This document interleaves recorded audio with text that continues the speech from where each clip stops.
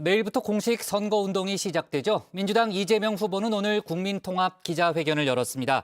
그리고 국민의힘 윤석열 후보는 오늘 검찰 독립성 강화를 골자로 한 사법개혁 공약을 발표했는데요. 관련 내용을 국회 상황실에서 짚어봅니다.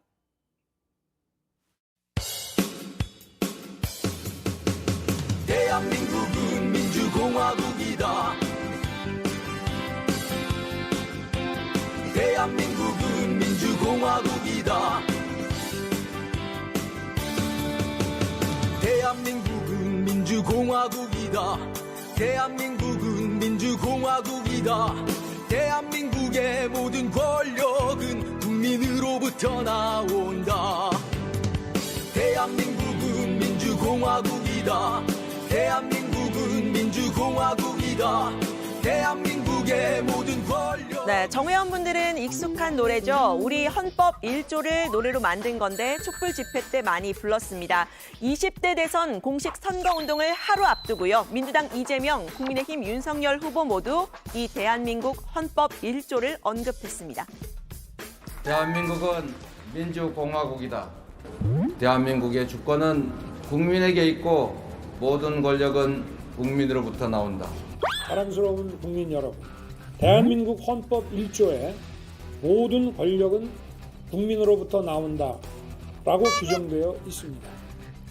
네, 다만 두 사람의 방향 좀 달랐습니다. 먼저 이재명 후보는 위기 극복과 국민 통합을 강조했습니다. 오늘 서울의 중심지 이 명동에서 2030 영입 인재들과 함께 기자회견을 열었는데요. 김대중 노무현 전 대통령 후보의 마지막 유세 장소가 이 명동이라는 점을 강조했습니다. 이 후보는 오늘 국민 통합 정부를 만들겠다는 점을 전면에 내세웠는데요. 앞서 강조해왔던 이재명 정부라는 표현 쓰지 않겠다고 했습니다. 정치 교체와 국민 통합에 동의하는 모든 정치 세력과 연대, 연합해서 국민대각으로 국민 통합 정부를 구성하겠습니다. 국민 통합 정부를 위해 필요하다면 이재명 정부라는 표현도 쓰지 않겠습니다. 네, 그래서 국무총리 국회 추천제를 도입을 하고요. 부총리 중심으로 부처 간의 자율성을 존중하겠다고 했습니다. 또 4년 중임제 개헌을 포함해서요. 합의되는 수준에서 임기 내에 개헌을 하겠다라고도 강조를 했고 또 한반도 평화를 이루는 평화 대통령이 되겠다고도 했습니다. 이 후보는 오늘 기자회견에 앞서서 국립현충원도 미리 참배를 했는데요. 김대중, 김영삼 전 대통령뿐 아니라 이승만, 박정희 전 대통령의 묘소도 참배했습니다. 5년 전 대선 때는 이승만, 박정희 전 대통령의 묘역 이 후보가 참배를 하지 않았었는데 그때와는 달라진 태도입니다. 이 후보는 이렇게 설명을 했습니다. 그러나 5년의 세월이 지나면서 저도 더 많은 생각을 하게 됐고 또 저의 사회적인 역할도 또 책임감도 많이 바뀌고 커졌습니다. 국민의 대표가 되려면 특정 개인의 선호보다는 우리 국민의 입장에서 국가의 입장에서 어떤 것이 더 바람직한지를 생각해야 된다고 지금은 생각합니다. 네, 이렇게 국민 통합을 강조한 이 후보, 반면 상대 후보인 국민의힘 윤석열 후보를 겨냥해서는 강하게 비판을 했는데요. 이번 대선은 통합 정치냐 정치 보복이냐 화해냐 증오냐를 결정하는 분기점이라면서 정권 교체가 무조건 정의는 아니라고 말을 했습니다. 정당한 촛불 집회를 무법천지라며 표현의 자유를 억압하고 과감한 정치 보복과 검찰에 의한 폭압 정치를 꿈꾸는 정치 세력이 있습니다.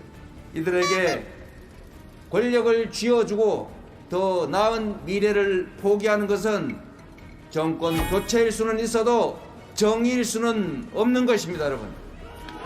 네, 국민의힘 윤석열 후보가 헌법 1조를 언급한 것 한번 살펴볼까요?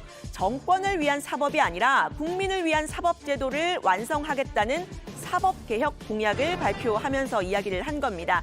검찰의 독립과 정치적인 중립성을 강화하겠다면서 이렇게 말을 했습니다. 검찰의 독립과 정치적 중립성을 더욱 강화하겠습니다. 이를 위해 법무부 장관의 구체적 사건에 대한 수사 지휘권을 폐지하겠습니다. 또한 검찰총장에게 독자적인 예산 편성권을 부여하겠습니다. 네, 법무부 장관의 수사 지휘권 폐지, 과거 윤 후보가 검찰총장이었던 시절의 행보를 떠올리게 하는 대목인데요. 저의 지시를 절반을 잘라 먹었죠. 차라리 그냥 지휘하지 않고 장관의 말을 겸허히 들으면 좋게 지나갈 일을. 법리적으로 보면은 검찰총장은 법무부 장관의 부하가 아닙니다.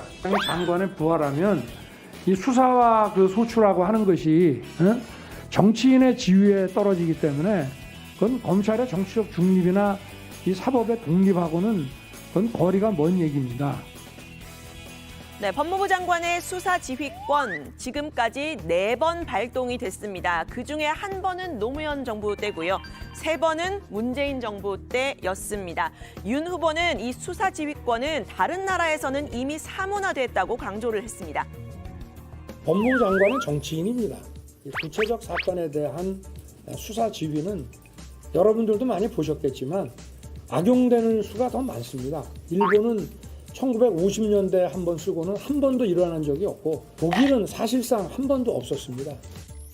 네, 윤 후보의 이 사법개혁 방안, 전 정권에 대한 적폐 수사를 하겠다는 발언 이후에 나온 방안이라서 더 관심이 쏠리는데요.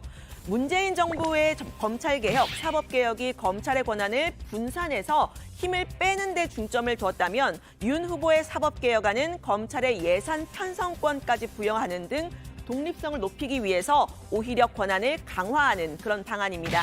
윤 후보는 공수처가 독점하도록 한 고위공직자 부패 사건 수사를 검찰과 경찰도 할 수 있도록 하겠다고 했는데요.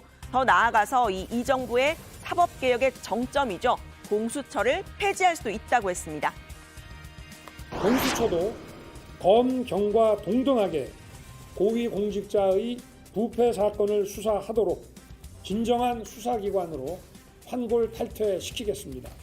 만일 그래도 문제점이 계속 드러나고 개선되지 않을 경우 공수처 폐지를 추진하겠습니다.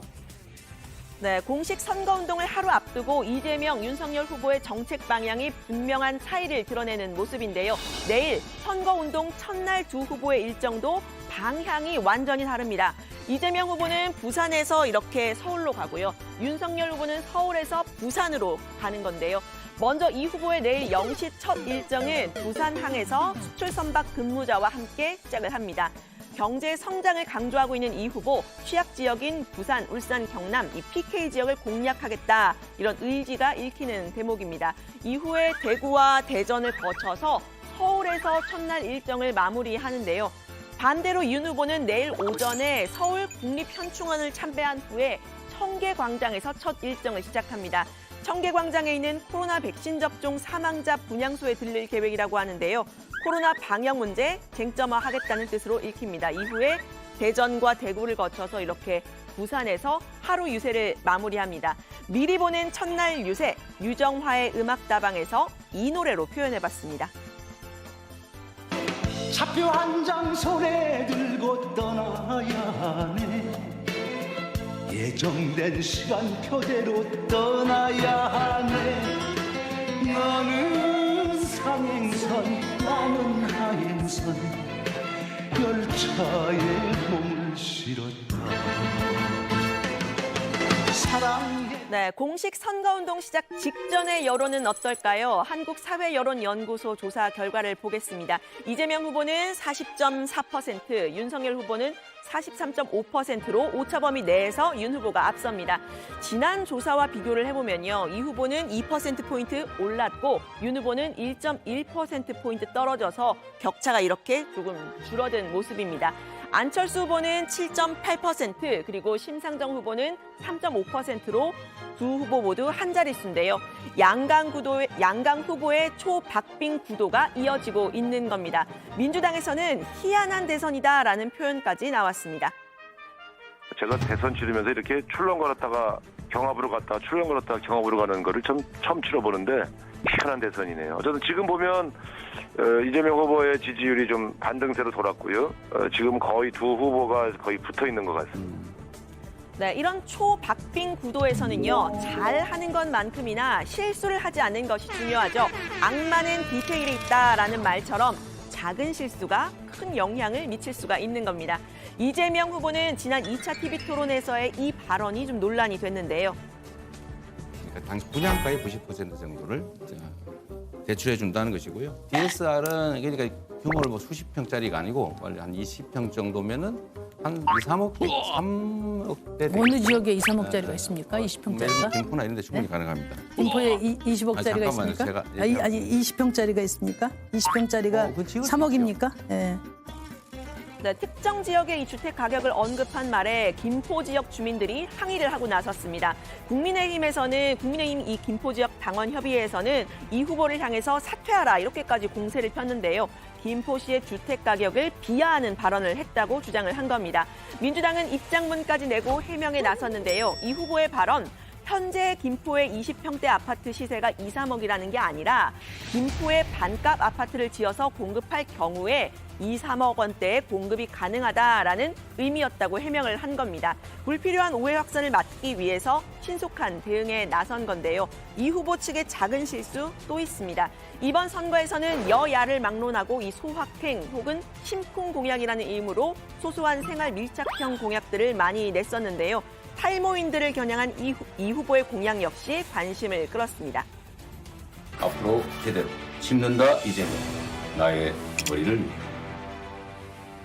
네, 그런데 이 탈모 치료 건강보험 적용 공약이 실제 공약에서는 빠졌다 이런 보도가 나오면서 논란이 됐는데요. 이 후보를 향해서 여론몰이만 해놓고 실제로는 빼는 거냐 이렇게 항의가 쏟아진 겁니다. 민주당에서는 해명에 나섰는데요. 문제의 보도 공약집의 일부를 다룬 거였고 소확행 공약은 지금까지 71건을 발표했다. 공약집 초안에 이미 반영돼 있다고 한 겁니다. 탈모 그리고 치과 임플란트 건강보험 확대 공약이 정식 공약에서 빠졌다는 건 사실이 아니라고 해명을 했습니다. 윤석열 후보 역시 작은 실수라고 할까요? 사진 한 장이 공개가 되면서 논란이 됐는데요. 바로 이 사진입니다. 윤 후보가 김병민 대변인 그리고 이상일 전 의원과 함께 이렇게 정책 홍보 열차, 열정 열차를 타고 있는 모습인데 논란이 된 건 바로 이 윤 후보의 발입니다. 구두를 신은 채 이 전 의원 옆자리에 발을 이렇게 턱 올리고 앉은 건데요. 윤 후보의 상근 보좌역을 맡고 있는 이 전 의원이 본인 페이스북에 직접 올린 사진입니다. 윤 후보가 그만큼 편안하게 참모들을 대한다 이런 점을 강조하려고 했을까요? 하지만 역시 온라인을 중심으로 해서 노매너다, 몰상식하다는 비판이 쏟아졌습니다. 국민의힘 이준석 대표는 본인이 잠깐 자리를 비운 사이에 있었던 일이라면서 유감을 표했는데요. 장시간 이동으로 가벼운 다리 경련이 생겼기 때문이다 이렇게 해명을 했습니다. 그런데 민주당에서는 이 해명까지 강하게 비판했습니다. 다리 경련 때문에 어쩔 수 없었다는 핑계는 누가 봐도 공색한 거짓 해명에 불과합니다. 경련이 나서 다리를 올렸다는데 불편한 구두는 벗지 않고 그대로입니다. 구두발 논란의 본질은 공공질서의 기본을 무시한 특권과 예의 없음입니다. 네, 윤 후보는 평소 다리를 이렇게 좌우로 벌린 쩍벌 자세로 비판을 많이 받았었죠. 지하철 한번 타본 적 없냐 뭐 이런 이야기도 들었습니다. 어찌 보면 이 후보의 자세, 몸가짐 작은 문제라고 여길 수도 있겠죠. 하지만 또 그런 작은 부분들 근거로 한 표를 결정하는 유권자들이 있는 것도 사실입니다. 실수만 없으면 된다 이렇게 말했던 사람이 떠오르는데요. 후보를 비롯해서 우리 선거대책위원회가 별다른 큰 실수만 하지 않으면 저는 정권을 가져올 수 있다고 하는 그런 확신을 갖고 있습니다. 이 선거를 운영하는 주체가 일사불란하게 제대로 잡음이 없이 진행이 되어야만이 승리를 장담할 수 있다고 저는 생각하기 때문에 네, 내일부터 공식 선거운동에 돌입하는 대선 후보들 역대급 비호감 대선이라는 오명 속에 아직도 결정을 유보하고 있는 유권자들 역시 많을 듯한데요. 만족스러운 마음으로 한 표를 행사할 수 있는 유권자들이 많아질 수 있도록 선의의 경쟁 펼치는 선거운동 기간 됐으면 좋겠습니다. 다른 후보들의 움직임도 들어가서 더 자세히 이야기해보겠습니다. 오늘 발제는 이렇게 정리합니다. 이재명, 국민통합대 윤석열, 검찰 독립성 강화. 선거운동 D-1 방향은 정반대.